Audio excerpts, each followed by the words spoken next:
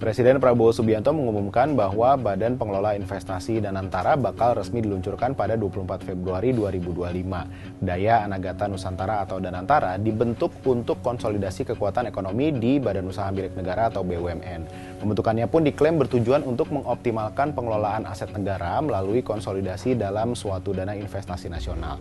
Nah, tapi ada yang janggal nih dari Danantara ini. Usut punya usut, Danantara nantinya bakal tak tersentuh Badan Pemeriksa Keuangan atau BPK maupun Komisi Pemberantasan Korupsi atau KPK. Lantas, apakah Danantara bakal kebal hukum? Danantara adalah badan pengelola investasi yang dibentuk untuk mengoptimalkan kekayaan negara melalui investasi strategis. Pembentukan Danantara mengacu pada perubahan ketiga atas Undang-Undang Nomor 19 Tahun 2003 tentang BUMN. Revisi undang-undang tersebut disahkan dalam rapat paripurna DPR pada 4 Februari 2025 yang mengatur tugas serta fungsi Danantara sebagai badan pengelola investasi nasional. Sebagai badan pengelola investasi, Danantara akan melakukan pengelolaan aset negara untuk membiayai proyek-proyek berkelanjutan di berbagai sektor strategis seperti energi terbarukan, pengembangan industri manufaktur, hilirisasi sumber daya alam, hingga ketahanan pangan. Diharapkan seluruh proyek tersebut dapat berkontribusi terhadap pertumbuhan ekonomi nasional hingga 8% per tahun seperti ditargetkan Presiden Prabowo. Ekonom Peter Abdullah Rejala menilai karena Danantara sudah mengadopsi ketentuan di dalam Undang-Undang BUMN yang baru sehingga nantinya tidak bisa diproses atau diperiksa oleh BPK maupun KPK. Namun kalau seandainya terjadi tindak pidana, ya bakal tetap diproses hukum. Danantara bakal disupervisi oleh Dewan Pengawas Danantara. Selain itu DPR juga masih akan berperan sebagai pengawas Danantara. Peter juga menyebut hukum masih akan berperan di Danantara, sehingga tidak tepat jika Danantara dilabeli sebagai lembaga kebal hukum dan tidak bisa disentuh oleh hukum.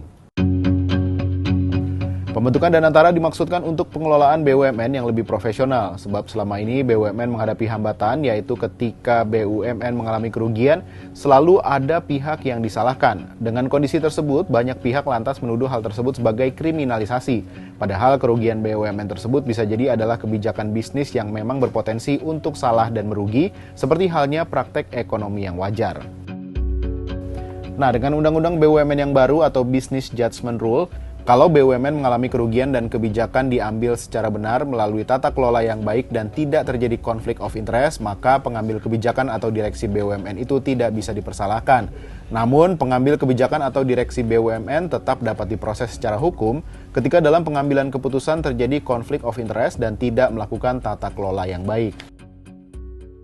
Namun demikian, peneliti Indonesia Corruption Watch atau ICW Alamsyah menyebut dengan munculnya Danantara, aparat penegak hukum bakal makin sulit melakukan upaya penegakan hukum, terutama untuk kasus-kasus korupsi. Ini sangat krusial karena akan jadi celah besar bagi kelompok tertentu untuk meraup sejumlah dana demi kepentingan pribadi.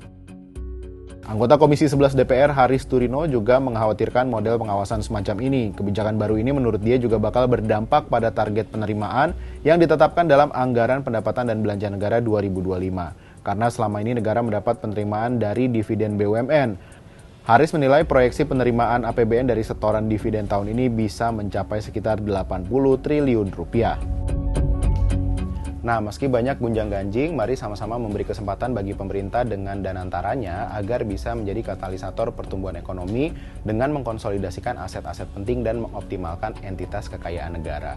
Publik tentu wajib mengawal pelaksanaannya agar Danantara mampu meningkatkan kesejahteraan nasional dan daya saing global, sekaligus memanfaatkan sumber daya tersebut untuk mendukung target dan program pemerintah. Sampai jumpa di Bahas Peristiwa berikutnya.